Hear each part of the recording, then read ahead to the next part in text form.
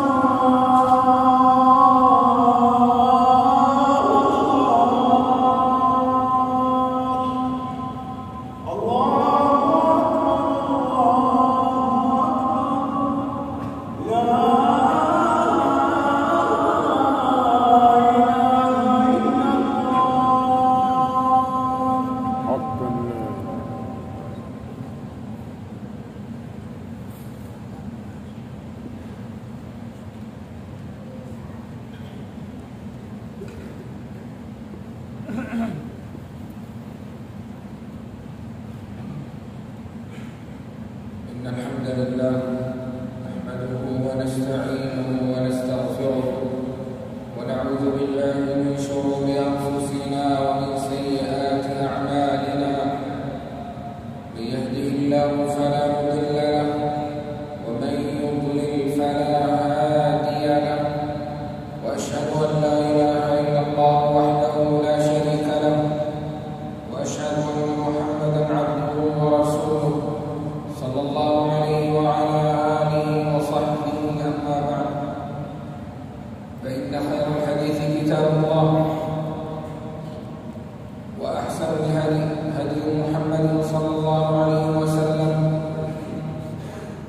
وشر الأمور محدثاتها، وكل محدثة بدعة، وكل بدعة ضلالة، وكل ضلالة في النار. وعليكم بالجماعة فإن يد الله مع الجماعة، وتوبوا إلى ربكم واستغفروه من جميع الذنوب فإنه تواب رحيم. عباد الله، قضى الله سبحانه وتعالى على عباده بالنصر والتعب في هذه الدنيا. لقد خلقنا الإنسان في كبد، والبلاء واقع على العبد لا محالة. أحسب الناس أن يتركوا أن يقولوا آمنا وهم لا يفتنون؟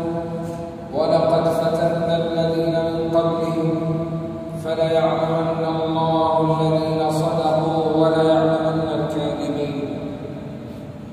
والحياة يعتريها ما يعتريها من مصائب وبلايا وفتن ورزايا وويلات وضيق وشدة وكدر وحزن وخوف ويأس وقنوط ومرض وفقر وهم وهم.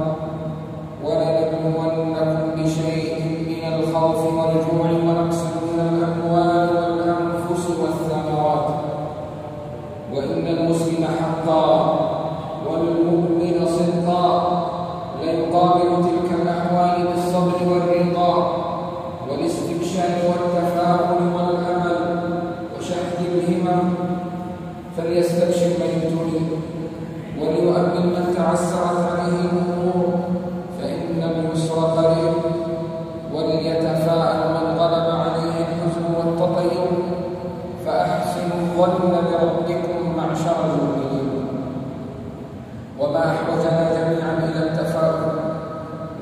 الكلمة الصالحة أو الكلمة الطيبة يسمعها المسلم.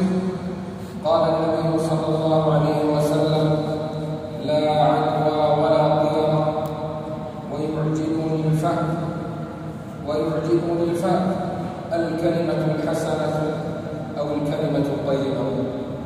فالطيرة هي التي تصد الإنسان عن المضي في الشيء إذا سمع أو رأى ما يكره، وهي مذمومة ومحرمة شرعا. وبضدها الفهم، وهو الكلمة الصالحة أو الكلمة الطيبة أو الحسنة يسمعها المسلم، ويكون فيها انشراح قلبه وإحسانه الظن وتوقع الخير بما يسمعه من الكلم الصالح والحسن والطيب. عباد الله، كان النبي صلى الله عليه وسلم يعجبه الفهم، لأن التشاؤم سوء ظن بالله تعالى بغير سبب محقق، والتفاؤل حسن ظن به، والمؤمن مأمور بحسن الظن بالله تعالى على كل الأحوال. عن جابر رضي الله عنه أنه قال: سمعت رسول الله صلى الله عليه وسلم قبل موته ب3 أيام يقول: لا يموتن أحدكم إلا وهو يحسن الظن بالله عز وجل. رواه مسلم. فإحسان الظن بالله تبارك وتعالى واجب، وهو أنس للعبد في حياته ومنج له بعد مماته، وهو عبادة قلبية عظيمة يترتب عليها الأجور الجليلة والآثار المتعددة في الدنيا والآخرة، والله له الخير والرجاء. والمقصود أن يظن العبد بالله خيرا ورحمة وإحسانا في معاملته ومكافأته ومجازاته أحسن الجزاء في الدنيا والآخرة. عن سفيان الثوري رحمه الله في قوله تعالى: وأحسنوا إن الله يحب المحسنين، قال: أحسن الظن بالله. وقال ابن القيم: كلما كان العبد حسن الظن بالله حسن الرجاء له صادق التوكل عليه، فإن الله لا يخيب أمله فيه البتة، فإنه سبحانه لا يخيب أمل آمل ولا يضيع عمل عامل. حسن الظن بالله طريق موصل إلى الجنة ورفعة للعبد في الدرجات. قال رسول الله صلى الله عليه وسلم: يقول الله تعالى: أنا عند ظن عبدي بي وأنا معه حين يذكرني، إن ذكرني في نفسه ذكرته في نفسه، وإن ذكرني في ملأ ذكرته في ملأ هم خير منهم، وإن تقرب مني شبرا تقربت إليه ذراعا، وإن تقرب إلي ذراعا تقربت منه باعا، وإن أتاني يمشي أتيته هرولا. متفق عليه. قال عبد الله بن مسعود رضي الله عنه: والذي لا إله غيره ما أعطي عبد مؤمن شيئا خيرا من حسن الظن بالله عز وجل. والذي لا إله غيره لا يحسن عبد بالله عز وجل الظن إلا أعطاه الله عز وجل ظنه، ذلك بأن الخير في يده. ومن حسن الظن بالله ما قاله النبي صلى الله عليه وسلم لأبي بكر وهما في الغار. قال أبو بكر: قلت للنبي صلى الله عليه وسلم وأنا في الغار: لو أن أحدهم نظر تحت قدميه لأبصرنا، فقال: ما ظنك يا أبا بكر باثنين الله ثالثهما؟ فمن ظن بالله خيرا جازاه به، ومن ظن شرا به جازاه به.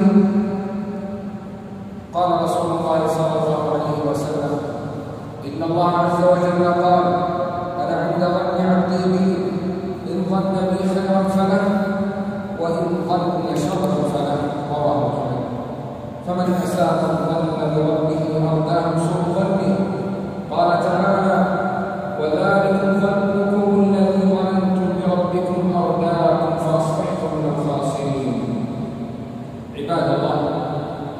كلما كان العبد قوي الإيمان صادق التوكل على الله أعرف بالله عز وجل بنعوت جلاله وصفات كماله زاد حظه من حسن الظن بالله سبحانه.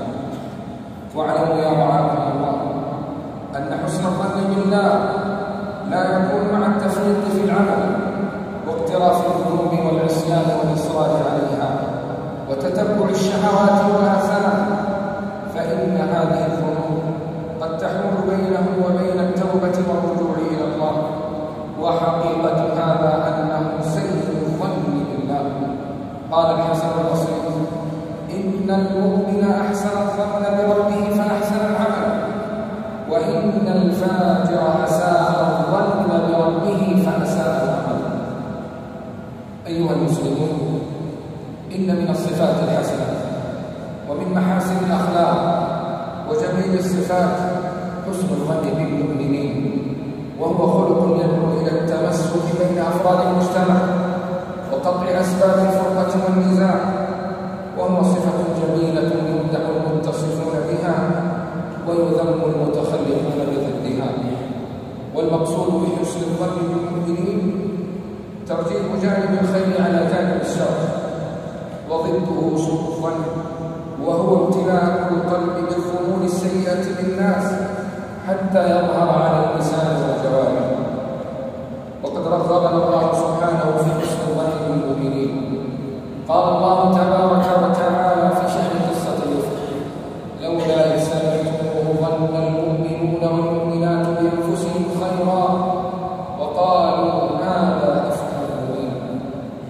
والمعنى: كان الواجب على المؤمنين سمعوا قول أهل الإفك أن يكذبوه ويحسنوا الظن ولا يسيئوا في التهمة وقول الزور في من عرفوا عفته وطهارته. وقال عمر بن الخطاب رضي الله عنه: لا يحل لامرئ مسلم يسمع من أخيه كلمة يظن بها سوءا وهو يجد لها في شيء من الخير مخرجا. وقال سعيد بن المسيب: كتب إلي بعض إخواني من أصحاب رسول الله أن ضع أمر أخيك على أحسنه ما لم يأتك ما يبلغك، ولا تظنن بكلمة خرجت من امرئ مسلم شرا وأنت تجد لها في الخير محملا. بارك الله لي ولكم في القرآن العظيم، ونفعني وإياكم بما فيه من الآيات والذكر الحكيم، وأستغفر الله لي ولكم ولسائر المسلمين من كل ذنب فاستغفروه إنه هو الغفور الرحيم.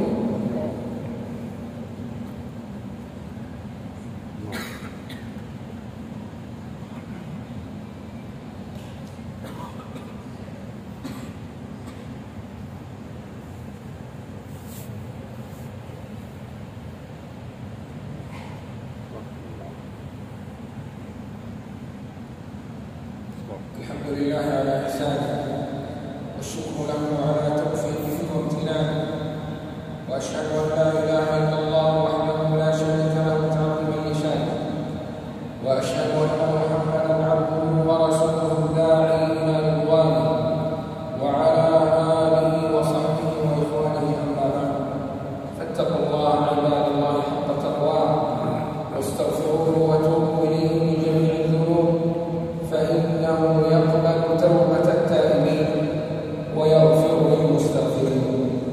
واعلموا أنه قد زاد النهي الأكيد عن سوء الظن بالظاهر والعداوة من المسلمين، فقال سبحانه: يا أيها الذين آمنوا اجتنبوا كثيرا من الظن إن بعض الظن إثم ولا تجسسوا ولا يغتب بعضكم بعضا أيحب أحدكم أن يأكل لحم أخيه ميتا فكرهتموه واتقوا الله إن الله تواب رحيم. نهى الله تعالى عن كثير من ظن السوء بالمؤمنين، فإن بعض الظن إثم، وذلك كالظن الخالي من الحقيقة والقرينة، وكظن السوء الذي يقترن به كثير من الأقوال والأفعال المحرمة. فإن بقاء ظن السوء بالقلب لا يقتصر صاحبه على مجرد ذلك، بل لا يزال بصاحبه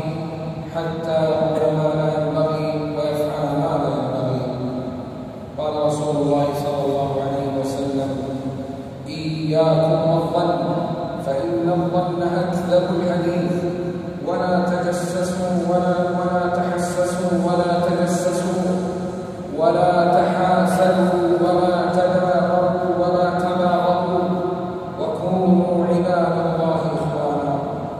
والمراد إياكم وسوء الظن به تعالى وبكل من ظاهر العداوة للمسلمين. أيها المسلمون، حسن الظن راحة للقلب وسكون للبال، وعلامة على كمال الإيمان في قلب المتحلي به، وفيه إغلاق على النفس أبواب الشر والفتنة، وفيه سد لطرق الشر والشياطين، وهو من أسباب زيادة الألفة والمحبة بين الناس، وحسن جميع يمنع إشاعة الفحشاء بين المؤمنين ويربط باب انتشار الشائعات، وهو دليل على سلامة القلب وطهارة النفس وزكاة الروح. لذا فليحسن المسلم ظنه بمرؤوسه وإخوانه وأصدقائه، وقبل ذلك بأقربائه بزوجته وأبنائه وإياك وإخوانه وسائر أقاربه. وإياك رعاك الله أن تتهم أحدا من الناس بشيء قبل أن تتكشف أمره أو ترى بينة على ذلك، فإن إيقاع التهم بالبراء ورميهم بالذنوب السيئة مأثم عظيم. واجتهد رحمك الله في التماس الأعذار لإخوانك المؤمنين، واحمل الكلام على أحسن محامله ما استطعت إلى ذلك سبيلا. مرض الشافعي رحمه الله يوما، فأتاه بعض إخوانه يعوده، فقال للشافعي: قوى الله ضعفك. فقال الشافعي: لو قوى ضعفي لقتلني. قال: والله ما أردت إلا الخير. فقال الشافعي: أعلم أنك لو سببتني ما أردت إلا الخير. أعوذ بالله من الشيطان الرجيم. وقل لعبادي يقولوا التي هي أحسن إن الشيطان ينزغ بينهم إن الشيطان كان للإنسان عدوا مبينا. ألا واعلموا أن من خير الأعمال وأزكاها الصلاة على نبينا محمد بن عبد الله. اللهم صل وسلم على عبدك ورسولك نبينا محمد وعلى آله وصحبه أجمعين. وارض اللهم عن أربعة الخلفاء الراشدين والأئمة المهديين أبي بكر وعمر وعثمان وعلي، وعن سائر الصحب الكرام، وعن التابعين ومن تبعهم بإحسان، وعنا معهم برحمتك يا أرحم الراحمين. اللهم اغفر للمسلمين والمسلمات والمؤمنين والمؤمنات الأحياء منهم والأموات. اللهم أعز الإسلام والمسلمين وأذل الشرك والمشركين. اللهم إنا نسألك الهدى والتقى والعفاف والغنى. اللهم احسن عاقبتنا في الأمور كلها وأجرنا من خزي الدنيا وعذاب الآخرة. اللهم إنا نسألك الجنة وما قرب إليها من قول وعمل، ونعوذ بك من النار وما قرب إليها من قول وعمل. اللهم اجعل هذه البلاد آمنة مطمئنة رخاء سخاء وسائر بلاد المسلمين، ووفق ولاة أمرنا لما تحب وترضى يا أكرم الأكرمين. اللهم إنا نستغفرك